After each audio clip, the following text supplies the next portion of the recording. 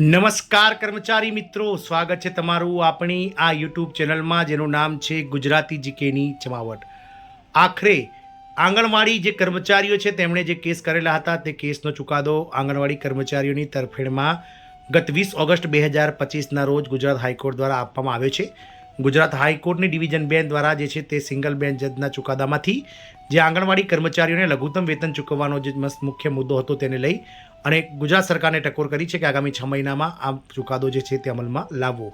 ત્યારબાદ ફરી એકવાર જે છે તે ગુજરાત રાજ્ય સરકારની જે છે તે હાઈકોર્ટમાં હાર થઈ છે અને રાજ્ય સરકારને હાઈકોર્ટની સિંગલ બેન્ચ જજ દ્વારા જે છે તે ફરી એકવાર આ કર્મચારીઓને જે છે 1400 કરોડ રૂપિયા જેટલી માતબર રકમ આગામી 3 મહિનામાં જે છે તે ચૂકવવાને લઈ અને અતિ મહત્વનો ચુકાદો આપવામાં આવ્યો છે. જાણીએ આજના વિડીયોમાં વિગતવાર કે કયા કેસની અગેન્સ્ટમાં ગુજરાત સરકારની જે છે તે હાઈકોર્ટમાં હાર થઈ છે અને હાઈકોર્ટ દ્વારા કયા વિભાગના જે છે તે કર્મચારીઓને એરિયસ સહિતની રકમ ચૂકવવાને લઈ અને આગામી 3 મહિનાની અંદર રકમ ચૂકવવા ગુજરાત સરકારને જે છે તે ટકોર કરવામાં આવી છે તેને લઈ વિડીયોમાં વિગતવાર ચર્ચા કરીશું.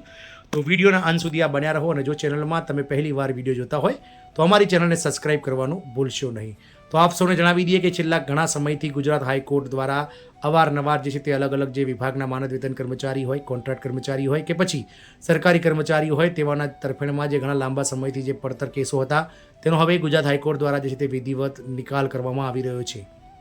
ગતરોજ જ્યારે 30 ઓક્ટોબર 2024ના રોજ સિંગલ બેન્ચ જજ દ્વારા ગુજરાત સરકારના જે આંગણવાડી વિભાગના કર્મચારીઓને ગુજરાત સરકારના કર્મચારી જાહેર કરી લઘુત્તમ વેતન આપી અને અન્ય લાભો આપવાની જે છે તે ચુકાદો આપ્યો હતો. ત્યારબાદ હાઈકોર્ટમાં જે છે તે ગુજરાત સરકાર દ્વારા આ ચુકાદાને ડિવિઝન બેન્ચમાં એટલે કે ડબલ જજ બેન્ચ છે તેમાં પડકારવામાં આવ્યો હતો. ગત 20 ઓગસ્ટના રોજ ડિવિઝન બેન્ચે પણ ચુકાદાને અનામત રાખ્યો હતો અને લઘુત્તમ વેતન કાર્યકર અને તેડાગર બહેનોને વધારી આપવાને લઈને મહત્વનો ચુકાદો આપ્યો હતો. ત્યારે ઘણા લાંબા સમયથી જે છે તે NHM એટલે કે જે ગુજરાત રાજ્યના આરોગ્ય વિભાગના જે કહી શકાય કે મલ્ટીપર્પઝ હેલ્થ વર્કરની પોસ્ટ પર એડહોક કર્મચારીઓ જે કામ કરી રહ્યા છે ગુજરાત રાજ્યના આરોગ્ય વિભાગના નેજા હેઠળ તેમણે પણ છેલ્લા ઘણા લાંબા સમયથી જે છે તે ગુજરાત હાઈકોર્ટમાં જે છે તે પોતાના પગાર વધારા અને કાયમી કરવાને લઈ અને એક પિટિશન દાખલ કરી હતી. જેના જવાબમાં જસ્ટિસ A.S. સુપૈયાની ખંડપીઠે કમ્પેટન્ટ પિટિશનનો નિકાલ કરતા રાજ્યના આરોગ્ય વિભાગના નેજા હેઠળ કામ કરતા કુલ 2800 એટલે કે 2800 જેટલા મલ્ટીપર્પઝ હેલ્થ વર્કરને આગામી 3 મહિનાની અંદર જ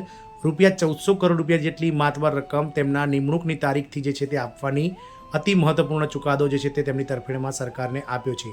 રાજ્ય સરકાર વતી આ મામલે ખૂબ જ મોટી રકમ ચૂકવવાની હોય વધુ સમયની માંગ કરવામાં આવી હતી, જ્યારે કે કર્મચારીઓ વતી કહેવામાં આવ્યું હતું કે દિવાળી પૂર્વે રકમ ચૂકવવામાં આવે તો કર્મચારીઓની દિવાળી સુધરી જાય.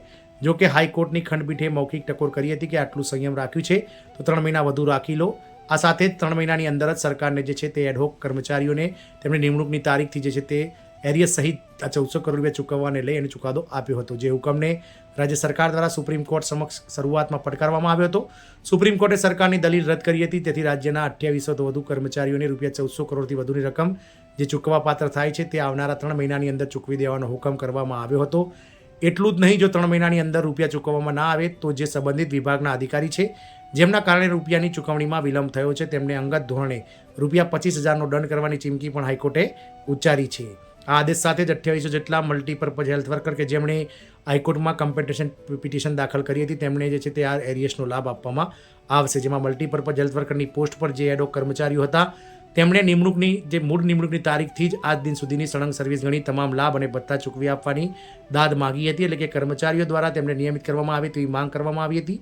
આ પિટિશન પેન્ડિંગ હતી. એ દરમિયાન અન્ય બીજી ભરતીઓ પણ થતી રહી અને કર્મચારીઓ નોકરીમાં જોડાતા રહ્યા. તેથી આ કેસ ચાલુ રહેલા 322 કર્મીને સરકારે 2021માં બધા લાભો આપ્યા હતા. બાકીના 2800થી વધુ કર્મચારીઓને લાભ આપ્યા નહોતા. આથી ગુજરાત સરકારની ફરી એકવાર ગુજરાત હાઈકોર્ટમાં હાર થઈ છે. આપ સૌને જણાવી દઈએ કે આના પહેલાં આંગણવાડી કર્મચારીઓના પગાર વધારાનો જે ચુકાદો હતો તેને પણ ગુજરાત હાઈકોર્ટમાં સરકારે પડકાર્યો હતો ડિવિઝન બેન્ચમાં. તે પણ સરકાર હારી ગઈ હતી અને હવે જ્યારે મલ્ટીપર્પઝ હેલ્થ વર્કર આરોગ્ય વિભાગના જે 2800 કરતાં વધારે કર્મચારીઓ છે તેમણે જે છે વર્ષ 2011માં દાખલ કરેલ જે પિટિશન છે તે પિટિશનના ચુકાદાના ભાગરૂપે જે છે તે ગુજરાત હાઈકોર્ટની જે જજ A.S. સુપૈયાની ખંડપીઠે અતિ મહત્વનો ચુકાદો આપતા સરકારને આગામી 3 મહિનાની અંદર આ 2800 જેટલા કર્મચારીઓને કાયમી કરી તેમની મૂળ નિમણૂકની તારીખથી જે છે તે તેમને આજ દિન સુધી સર્વિસ સળંગ ગણી અને લગભગ 1400 કરોડ રૂપિયાથી વધુ રકમ ચૂકવવાનો અતિ મહત્વનો ચુકાદો આપ્યો છે.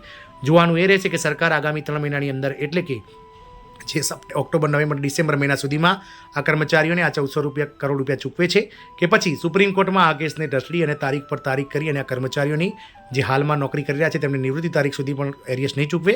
એ તો સમય જ બતાવશે, પરંતુ ચોક્કસથી આ 2011થી જે લોકો મલ્ટીપર્પઝ હેલ્થ વર્કર્સ પર એડહોક કર્મચારીઓ છે જેઓ પોતાની મૂળ નિમણૂક તારીખથી તેમણે આજ દિન સુધી પોતાના મૂળ ફૂલ પગારની રાહ જોઈ રહ્યા હતા, તેમના માટે હાઈકોર્ટનો આ ચુકાદો ચોક્કસથી આશાસ્પદ બની ગયો છે. તો ગુજરાત સરકારની હાર થઈ છે અને આ કર્મચારીઓને 1400 કરોડ રૂપિયા ટૂંક સમયમાં જ મળશે તેવી સરકારે ટકોર કરી છે. જય હિન્દ, અસ્તુ.